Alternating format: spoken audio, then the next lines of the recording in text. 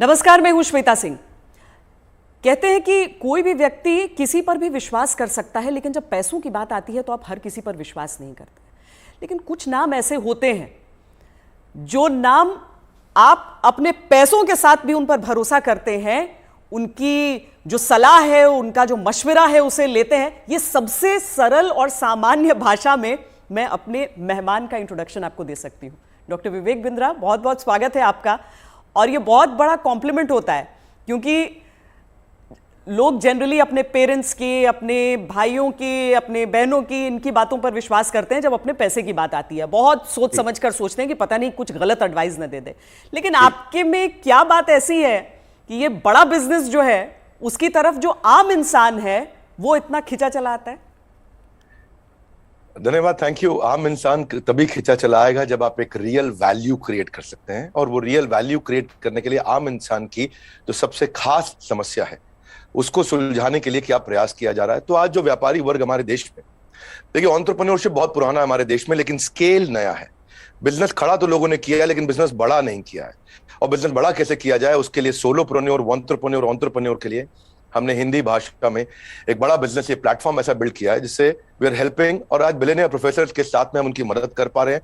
लगभग 10 करोड़ लोग हमारे वीडियोस हर महीने देखते हैं, विच इज 100 मिलियन का हमारा मंथली एक्टिव यूजर है, और एक फार रीचिंग इम्पैक्ट है। आज 750 डिस्ट्रिक्ट के अंदर आज हमारे ऑफिस, माइक्रो फ्रेंचाइजी उनके साथ में नीचे जाके एक आम आदमी का हैंड होल्डिंग कर रहे हैं। अपना ये एक मुद्दा है कि रिक्शा वाले को भी हम एक बड़ा एंटरप्रेन्योर टेक्नोलॉजी के साथ एनेबल, साधारण भाषा में सिखा के उसे कैसे आगे बढ़ा दें।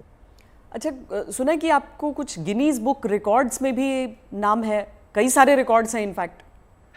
धन्यवाद, थैंक यू। हाँ, ठीक बात है। हालांकि ये वर्ल्ड रिकॉर्ड बनाना हमारा गोल नहीं है, वो एक आउटकम है। गोल हमारा था कि क्या हुआ पेंडेमिक में। अब मुझे वो 2020 का वो समय याद आता है जिस समय अप्रैल का टाइम था, बहुत ज्यादा सब जगह इतना ज्यादा उस समय माहौल पैनिक का था कि लोगों को समझ नहीं आ रहा था क्या किया जाए। तब हमने पहला एक वेबिनार किया। एक वेबिनार में अमूमन 100, 200, 500, 1000 लोग आते हैं। हमारे वेबिनार में 10 लाख, 15 लाख, 20 लाख लोग आए तो गिनीज वर्ल्ड रिकॉर्ड में आ गया।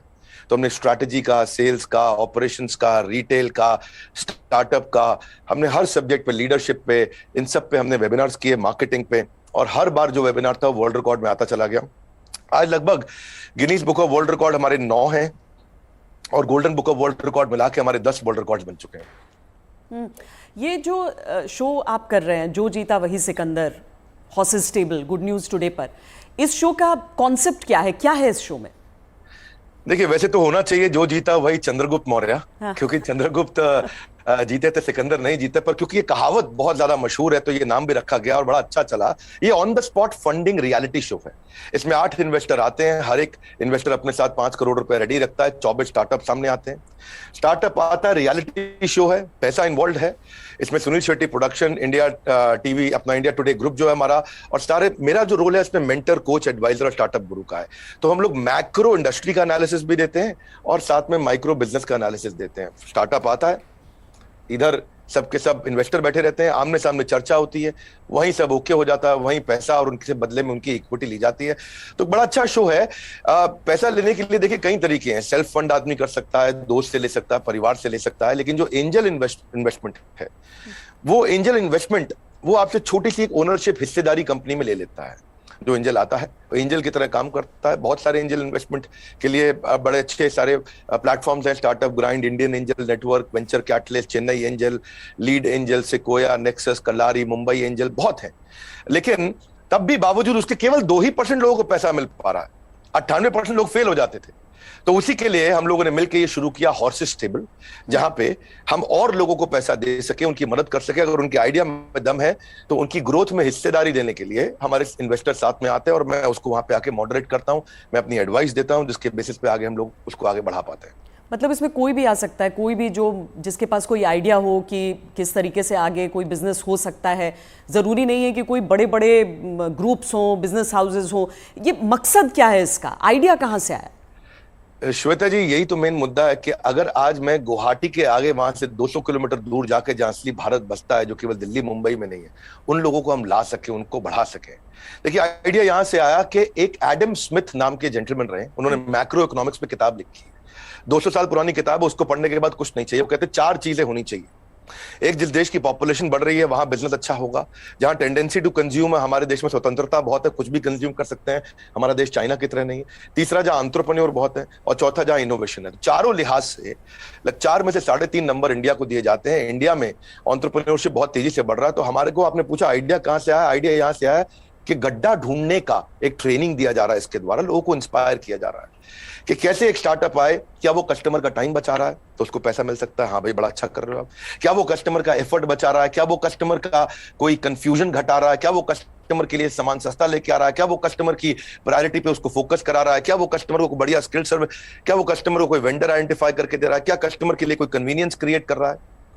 तो basically Urban Company, Oyo, Swiggy, Ola, Zomato, Flipkart, Just Dial, Zoom, ये सब इंडियन स्टार्टअप्स हैं जो कस्टमर की कोई ना कोई समस्या को सुलझा रहे हैं, और जैसे वो समस्या सुलझाते हैं, और इसी के लिए हम इंस्पायर करना चाहते हैं कि स्टार्टअप ऐसा ही है जो कस्टमर की बर्निंग प्रॉब्लम को, ज्वलंत समस्या को सुलझा सके। पर इसके आगे क्या होगा? मतलब अगर कोई इंसान है, जैसे मान लीजिए मेरे पास ही कोई आइडिया है, तो मुझे तो बिजनेस चलाने के बारे में मालूम नहीं है, फंडिंग अगर मान लीजिए मुझे मिल भी जाती है यहाँ पर, तो आगे क्या बिजनेस चलाने में मदद भी मिलेगी? बहुत अच्छा प्रश्न है आपका। देखो, जब इन्वेस्टर आता है ना, तो वो स्मार्ट कैपिटल लेके आता है, केवल पैसा नहीं लाता है, वो एक हैंड होल्डिंग सपोर्ट लेके आता है। बड़ा बिजनेस साथ में हमारी कंपनी भी आ रही है, तो हम उनको लाइफ टाइम मेंबरशिप देते हैं, ट्रेनिंग देते हैं। देखिए, जब इन्वेस्टर आता है तो वो स्टार्टअप को मेंटरशिप देता है, एडवाइस देता है, रिसोर्सेज देता है। तो इसीलिए ये जो हॉर्सेस टेबल है, जो हमारे आज यूट्यूब चैनल पे आ रहा है, जीएनटी पे आ रहा है, गुड न्यूज टुडे, और अच्छा नेटवर्क आपने चालू किया है, तो ये हम यहाँ पे इन्वेस्टर एक स्टार्टअप को आगे जाके और फंड रेज करने में मदद करता है कि सीरीज ऑफ इन्वेस्टमेंट पिचेस डाल सके। हर स्टेज पे उसके साथ इन्वॉल्व होता है। एक आइडिया स्टेज से रेवेन्यू जनरेटिंग स्टेज तक इन्वेस्टर साथ में जुड़ता है। कई बार तो इन्वेस्टर अपना फ्री ऑफिस स्पेस भी देता है। अगर आपकी कंपनी छोटी है, आप हमारे ऑफिस से आकर शुरू कर सकते हो। उनको डिजिटल मार्केटिंग सपोर्ट देता है, टेक्नोलॉजी बनाने में, मैन पावर लाने में। तो ऐसा नहीं, इतना ही नहीं है, बल्कि मैं आपसे ये भी बताऊंगा कि फंड का इस्तेमाल कैसे हो रहा है, इस पर भी स्टार्टअप आकर के स्टार्टअप के ऊपर इन्वेस्टर नजर रखता है। इन्वेस्टर देखता है कि ड्यू डिलिजेंस करता है, उनको स्मार्ट कैपिटल देता है, उनके नेटवर्क को बढ़ाता है, उनको फ्यूचर इन्वेस्टर अट्रैक्ट करने में पूरी मदद करता है, उसको ब्रांड बिल्डिंग करता है, उसका माउथ पीस बन जाता है। वो केवल पैसा नहीं इन्वेस्ट करता है, वो उसको पूरी गाइडेंस देता है आगे, उसको बिल्कुल हॉक आई के साथ में जुड़ा रहता है, उनकी रिपोर्ट्स लेता है हर हफ्ते, हर महीने। ऐसा नहीं कि जैसे लिस्टेड कंपनी तो क्वार्टरली रिपोर्टिंग करते हैं, इनसे तो हर महीने रिपोर्ट किया। तो स्टार्टअप पे कड़ी नजर भी रहती है कि वो पैसा कैसे इस्तेमाल कर रहा है, और उसको हैंड होल्डिंग करके सपोर्ट करके ग्रोथ के लिए भी मदद की जाती है। इसीलिए इसी लिहाज से हॉर्सेस टेबल एक रेवोल्यूशनरी कॉन्सेप्ट है जो आज जीएनटी के साथ बड़ा बिजनेस मिलकर के लेके आया है। ये बड़ी अच्छी चीज़ है, क्योंकि थोड़ा तो मार्गदर्शन भी चाहिए सबको, लेकिन नज़र भी रखनी ज़रूरी है। लेकिन एक थ्योरी ये भी है डॉक्टर विवेक बिंद्रा कि स्टार्टअप्स का बबल एक क्रिएट हुआ था, और वो जो बुलबुला है वो अब धीरे धीरे फूट रहा है। आपकी क्या सोच है इस पर? नहीं, मैं ऐसा बिल्कुल नहीं मानता। ये कोई बुलबुला नहीं, ये रियल सब्सटेंस है। अगर ये बबल है तो हमें मानना होगा कि 700 मिलियन इंटरनेट यूजर भी इंडिया में बबल है। इंटरनेट यूज करना बंद कर देंगे क्या लोग? आज UPI card payments, net banking, transaction, ये सब बंद हो जाएगा। अक्टूबर में ही साल $100 बिलियन की ट्रांजैक्शन यूपीआई पे इंडिया में हुई है। ये स्टार्टअप का नतीजा है। रेवोल्यूशनाइज किया है डिजिटल ट्रांजैक्शंस को, ये स्टार्टअप का नतीजा है। बहुत सक्सेसफुल स्टार्टअप्स आ रहे हैं। 42 नए यूनिकॉर्न 1 साल में आए हैं। आप समझिए, जितने यूनिकॉर्न 10 साल में बने, यूनिकॉर्न का मतलब 7,500 करोड़ की कंपनी, जितने स्टार्टअप 10 साल में बने, उतने ही स्टार्टअप पिछले 1 साल में भी बन गए। तो ये बबल नहीं है। इंडिया इस समय टॉप 3 यूनिकॉर्न प्रोड्यूसर में जो स्टार्टअप के है उसका नाम आ चुका है। यानी कि हर 9 दिन के अंदर हमारे देश में एक नया $1 बिलियन स्टार्टअप पैदा हो रहा है। स्टार्टअप जो है ना, ये अब 2011 में 9.5 साल लगा करते थे, और उसके बाद ये समय कम होता चला गया। 2012 से जो स्टार्टअप आया वो 4.5 साल में $1 बिलियन हो गए। आप ये समझिए कि ट्रैवल एजेंसी जो होती थी वो Goibibo, Thomas Cook, Make My Trip में आ गई। सरकारी नौकरी घट रही है, स्टार्टअप बढ़ रहे हैं।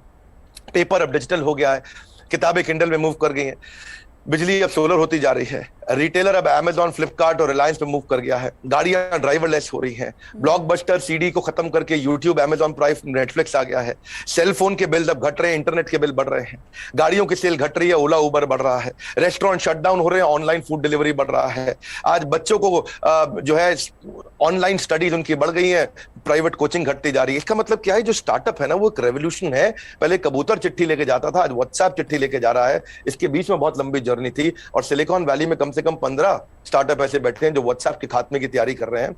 और नेक्स्ट जो रेवोल्यूशन आएगा, नेक्स्ट सिलिकॉन वैली आने वाले समय में बेंगलुरु से शुरू होकर के भारत से ही आगे निकलेगा। वाह, क्या बात। लेकिन कई स्टार्टअप्स फेल भी तो होते हैं, कई स्टार्टअप्स फेल हो जाते हैं, इसकी वजह क्या रहती है? श्वेता देवी, ऐसा स्टार्टअप फेल होने के मेन 8-10 बड़े कारण होते हैं। पहला तो कोई डिफरेंशिएशन ना हो, आप वही कर रहे हो जो बाजार में सब कर रहे हैं। दूसरा, फोकस की कमी हो, सारी चीजें करने में लगे हैं, फोकस नहीं है। तीसरा, उनकी एग्जीक्यूशन की स्पीड कमी है। चौथा, अगर बिजनेस अच्छा ले भी आए तो रेकरिंग रेवेन्यू नहीं है, वो कस्टमर के साथ माल दो पैसा लो रिश्ता खत्म। रेकरिंग रेवेन्यू यानी कि बार बार उसके साथ ट्रांजैक्शन होना चाहिए। पांचवा, कि वो अपनी टीम अच्छी नहीं बना पाते, दे हायर पुअरली, और एक कमजोर टीम लेके आते, एक कैटेगरी टीम नहीं बिल्ड करते। वो कुछ ऐसा बना बैठते हैं, गलती से एक और गलती एक करते हैं कि वो जो मेरे को अच्छा लग रहा पर कस्टमर को उसकी जरूरत नहीं, यानी कि कस्टमर अनफ्रेंडली प्रोडक्ट बना देते हैं, कस्टमर का फीडबैक नहीं लेके आ पाते हैं। पैशन नहीं होता है, प्रॉफिट के चक्कर में चले गए लेकिन पैशन नहीं है, ये बड़ा जरूरी है। आंसर बड़ा महत्वपूर्ण है। जो आज व्यूअर देख रहे हैं उनको ये समझना चाहिए कि अगर बिजनेस मॉडल और रेवेन्यू मॉडल कमजोर है, प्री मैच्योर स्केल किया, बिजनेस खड़ा हुआ नहीं, बड़ा करने पहले निकल गए, बिना टेक्नोलॉजी के स्केल किया और उसके चक्कर में फिर आपने कर्जा भी ले लिया, तो फिर जो है वो एग्जीक्यूशन और स्लो होगा, प्रॉफिट और कैश फ्लो खत्म होगा, और फिर कैश बर्नआउट के बाद आप फंड भी रेज नहीं करेंगे। यही मुख्य कारण होते हैं कि स्टार्टअप फेल होते हैं। तो पहले बिजनेस को खड़ा करना है, बाद में बिजनेस को बड़ा करना है। क्या हम समझे कि एक स्टार्टअप कल्चर है अब, और ये डेवलप हो रहा है, और ऐसे में भविष्य से आपकी क्या उम्मीदें हो जाती हैं? देखिए, स्टार्टअप का कल्चर अब डेवलप हो रहा है इंडिया में। पिछले काफी समय से हम ऑब्जर्व कर रहे थे, नंबर 1 पे सिलिकॉन वैली, न्यूयॉर्क सिटी, उसके बाद London, Chicago, Los Angeles, Seattle, Boston, Berlin, Tel Aviv Israel में जो है, और सिंगापुर। यही केवल 10 शहर थे दुनिया के अंदर जहां स्टार्टअप्स बिल्ड हुआ करते थे। अब अचानक बेंगलुरु बहुत तेज आगे आया। हम जो पीछे थे अब हम आगे बढ़ रहे हैं। परंतु क्यों हम पीछे रह गए थे और भविष्य में कैसे आगे बढ़ेंगे उसको समझते हैं। हम पीछे इसलिए रह गए क्योंकि हमारा इंडियन एजुकेशन सिस्टम बहुत कमजोर था।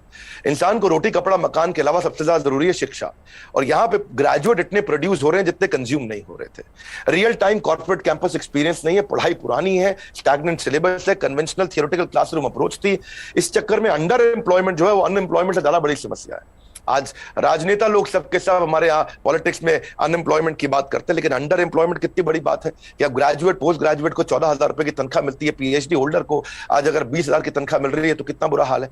लो इंडस्ट्री डिमांड है, इनकॉम्पिटेंट फैकल्टी है, जो कॉलेज में पढ़ा रहा है उसको पढ़ाना नहीं आ रहा, कॉलेज में प्रोफेसर वो बन रहा है जिसको कोई नौकरी नहीं मिल रही है। तो स्टूडेंट की एस्पिरेशन बहुत थी, प्रिपरेशन यहाँ थी, प्रिपरेशन है नहीं, एस्पिरेशन बहुत ज्यादा है। उस चक्कर में हमने हार्वर्ड के प्रिंसिपल्स को इंडिया में अडॉप्ट किया कि 80% case study, 10% project, 5% lecture, 5% learning, ये है 100% का पूरा मॉडल। और आप जो है ये जो आपका बेसिकली प्रश्न है कि कल्चर डेवलप हो रहा है, हाँ अब ये कल्चर डेवलप हो रहा है। ओरिजिनल क्वेश्चन आपका यही है कि कल्चर ऑफ इनोवेशन आ रहा है, और इससे ना इकोनॉमिक एक्टिविटीज, मनी सर्कुलेशन अपने आप इंप्रूव होता है, और इससे देश में फर्क आ रहा है। मेरा कंक्लूजन यही है कि लोगों के पास आइडियाज हैं, कैपेबिलिटी है। हमने जो ये शुरू किया है हॉर्सेस टेबल, जो जीता वही सिकंदर, ये एक ऐसा रेवोल्यूशनरी कॉन्सेप्ट है जिससे एक आम आदमी को भी ना मन में ये फीलिंग आ गया है, यार आइडिया देने पे पैसा मिल सकता है तो मुझे भी कुछ करना चाहिए। केवल आइडिया देने पे पैसा मिल रहा है, भैया तो कमाल हो गया है, मैं भी आता हूं, मैं भी आगे बढ़ता हूं। बड़ा उत्साह इस समय बढ़ रहा है देश का। हमारे यूट्यूब चैनल पे हमको बहुत फीडबैक्स मिल रहे हैं, जीएनटी पे मैंने देखा बहुत से फीडबैक्स मिल रहे हैं, लोग बहुत पसंद कर रहे हैं, शेयर रेट बढ़ गया, वीडियो कंजम्पशन रेट बढ़ गया। नहीं, आप बहुत सही बात कह रहे हैं, क्योंकि 12वीं कक्षा की इकोनॉमिक्स जब हम पढ़ते हैं तो उसमें अनएम्प्लॉयमेंट में तो कई चैप्टर्स हो जाते हैं, अंडर एम्प्लॉयमेंट सिर्फ एक सबहेड के तौर पर नजर आता है। लेकिन बहुत बड़ी समस्या है, देश में टैलेंट की कमी नहीं है, टैलेंट पूल है हमारे सामने।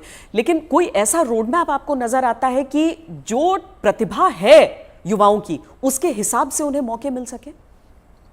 रोड मैप एक ही है कि आज बच्चों को लैक ऑफ क्लैरिटी है, उनको प्रोफेशनल करियर सब्जेक्ट कोर्स इसके बारे में जानकारी नहीं है। तो रोड मैप केवल एक ही है कि उसको कंटिन्यूअस लर्निंग का मतलब है कंटिन्यूअस अर्निंग। उसको अपने साथ एक डिसिप्लिन बिल्ड करके अपने साथ मूक यानी कि मैसिव ओपन ऑनलाइन कोर्सेज दुनिया भर में आ गए, लगातार सीखने से खाली दिमाग खुले दिमाग में परिवर्तित हो जाएगा। अब जो anyone who keeps on learning he will stay young forever, ये हेनरी फोर्ड ने बोला है। बड़ा बिजनेस भी इसीलिए आया, दुनिया भर में कॉर्पोरेट ट्रेनिंग हो रही थी, स्किल डेवलपमेंट हो रहा था, K-12 की बात हो रही थी, टेस्ट प्रिपरेशन हो रहे थे, बायजूस, वेदांतु सब आ गए, लेकिन एक आम आदमी के लिए, व्यापारियों के लिए सिखाने के लिए कुछ नहीं था। तो रोड मैप ये है कि आपको आज लर्निंग पे फोकस करना चाहिए। हमने भी उस गैप को समझा, हमने देखा कि कस्टमर के पास आज टाइम नहीं है, क्वालिटी टीचर नहीं है, हिंदी भाषा के अंदर कंटेंट नहीं है, मिनिमम एजुकेशन रिक्वायरमेंट पूरी नहीं कर पाते, आज MBA कॉलेज तो बहुत महंगे हैं, MSME के मेंटर नहीं है। तो मैंने उसके लिए हमने बड़ा बिजनेस चालू किया कि लोग आकर के सीखे वहां, क्या मॉडल है? Any time, anywhere, any device. कोई मिनिमम एजुकेशन नहीं चाहिए। वीडियो, वॉइस, वर्नाक्युलर, आपका टाइम हम सेव करेंगे ताकि आप सक्सेस मिले आपको। इजी टू यूज कर दिया है। सारे business planning tool, framework, agreement, उनको डॉक्यूमेंट, स्ट्रैटेजी शीट, हर एक चीज बना के हैंड होल्डिंग के साथ, कोई भी सब्जेक्ट में फंसे वो, strategy, sales, HR, finance, customer service, funding, operations, technology, marketing, admin, legal, production, इस सब में उसको मदद करते हैं ताकि वो आकर के सीखे। तो बेसिकली रोड मैप ये है कि आदमी को सीखना चाहिए। हमने ऐसा किया है कि हमने 750 रुपए महीने पे एक एग्जीक्यूटिव एमबीए उसको कराना शुरू कर दिया है। 1500 रुपए महीने पे हमने एक अडल्ट को एमबीए कराना शुरू कर दिया है। सिखा कौन रहा है मेरे साथ? मेरे प्रोफेसर एक कैटेगरी है। केंटारो, Patanjali, Amul, Morgan Stanley, Somani, Apollo, Ford Motors, इन सबके चेयरमैन हमारे साथ जुड़े हुए सिखा रहे हैं। Dainik Bhaskar, Lal Path Lab, Xiaomi, HDFC Limited, जब इनके चेयरमैन एक अच्छा बिलियनियर प्रोफेसर आके सिखाता है और वो लर्निंग देता है और इतनी अफोर्डेबल प्राइस पे देता है, तो उससे रेवोल्यूशन आ रहा है। यही कारण है कि आज देश में बहुत सारे लोग हमारे साथ जुड़े हैं, जिसके कारण हम वो सीख पा रहे हैं, आगे बढ़ रहे हैं। तो रोड मैप सब लोग को मेरा एक ही मैसेज है कि अगर आपको अर्निंग बढ़ानी है तो पहले लर्निंग बढ़ानी होगी। क्योंकि अमूमन ऐसा होता है कि कुछ बड़े बिजनेस हाउसेस, हम सब टाटा बिरला को देखते हुए बड़े हुए, लेकिन वो मोनोपोली है इतना भी समझ में आया। कुछ कठिन शब्द लोग सीखते गए, लेकिन इतना भी साथ में सीखा कि सारा कंट्रोल इन्हीं के हाथों में रहेगा। लेकिन क्या ये स्टार्टअप कल्चर जो है वो बिजनेस डाइवर्सिफिकेशन में मदद कर सकता है? श्वेता देवी, अब जमाना बदल गया है। पहले $1 बिलियन कंपनी बनाने में जो 50 साल लगते थे, 5 साल में बन जाती है। जो हमारे यहाँ टॉप रैंकर सबसे बड़े अरबपति 1950 में थे, उनमें से अब कोई दिखाई नहीं पड़ता है टॉप अरबपति की लिस्ट में हमारे देश में। अचानक जमाना बदल गया है। इनफैक्ट सन 2000 तक भी नौकरी.com, मेक माई ट्रिप, इनको 14 साल लगे $1 बिलियन कंपनी बनने में। पर आप उसके बाद देखिए, फ्लिपकार्ट, पॉलिसी बाजार, जोमेटो आया तो इनको 14 साल नहीं लगे, ये 8.5 साल में $1 बिलियन हो गए। पर उसके बाद में देखिए, नाइका, ओयो, उड़ान और ओला इलेक्ट्रिक आया, ये 2 साल 3 साल में $1 बिलियन कंपनीज हो गए। तो अब जो है वो कॉर्पोरेट्स की बपौती नहीं रह गया है बिजनेस। अब पहले हुआ करता था कि बड़ी मछली छोटी मछली को खा जाया करती थी, आज बहुत सारी छोटी मछली मिलकर बड़ी मछली को खा जाती हैं, और उसी रेवोल्यूशन में हम कंट्रीब्यूट कर रहे हैं साथ में। डॉक्टर बिंद्रा, बहुत मजा आया आपसे बात करके। और एक चीज मैं कहूंगी कि आमतौर पर क्या है कि ये बिजनेस के कॉन्सेप्ट्स जो हैं उसमें अंग्रेजी का इतना इस्तेमाल होता है कि आम लोग कनेक्ट नहीं कर पाते हैं। आंकड़ों का इतना इस्तेमाल होता है कि लगता है कि यार ये तो हमारे बूते की बात नहीं है। आप इतने सिंपल तरीके से समझाते हैं, मुझे लगता है इसीलिए ऐसी चीजों पर भी लोग आपकी बात को समझते हैं, आपकी बात को मानते हैं। और ये जो जी, हर एंकर के साथ भी उतना अच्छा नहीं लगता जितना श्वेता देवी आपका इम्पैक्ट है और आज तक का इम्पैक्ट है। मैं तो मतलब मानता हूं उस बात को कि आज तक जितना न्यूट्रल और जितना अच्छा चैनल रहा है, और खास तौर से जो आपने इन्फ्लुएंस क्रिएट किया, तो आपको बहुत बहुत बधाई। धन्यवाद, आपने इतना समय लगाया आज लोगों को इन महत्वपूर्ण पहलुओं पर हम चर्चा कर सके। Thank you so much. Thank you so much. धन्यवाद श्वेता, थैंक यू।